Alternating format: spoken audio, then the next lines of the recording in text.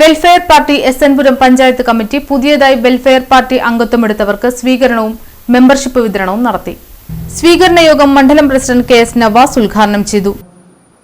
സുരേഷ് ഗോപിക്ക് മന്ത്രിമാർക്ക് പോലും കടന്നു വരാൻ കഴിയാത്തവരിലേക്ക് കേവലം ഒരു സ്ഥാനാർത്ഥി മാത്രമായ സുരേഷ് ഗോപിക്ക് എങ്ങനെയാണ് അതിന്റെ ഉള്ളറകളിലേക്ക് കടന്നു വരാൻ കഴിയുക?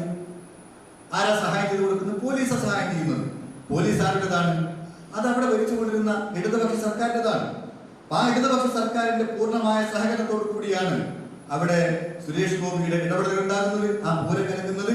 അതിന്റെ കൂടി മറവിൽ സുരേഷ് ഗോപി വിജയിച്ചു കയറുന്നത്. ഇപ്പോൾ നിങ്ങൾ നോക്കൂ, ഈ നിയമസഭാ തെരഞ്ഞെടുപ്പ് കഴിഞ്ഞു 3 സ്ഥലത്ത് BJP ജയിക്കുകയുണ്ടായി. ആ 3 സ്ഥലത്ത് BJP ജയിച്ചിടത്ത് നേരത്തെ ജയിച്ചത് ഇടതുപക്ഷ സ്ഥാനാർത്ഥികളാണ്. ആ 3 സ്ഥലത്തും ഇടതുപക്ഷ സ്ഥാനാർത്ഥികളെ പരാജയപ്പെടുത്തിക്കൊണ്ടാണ് അവിടെ BJP ജയിച്ചു കയറിയത്. അപ്പൊ അതിന് കുറെ ന്യായങ്ങൾ ഇടതുപക്ഷം ചമച്ചുകൊണ്ടിരിക്കുന്നുണ്ട്. പക്ഷേ അവിടെ വോട്ട് ഒഴുകിപ്പോയത് കൂടി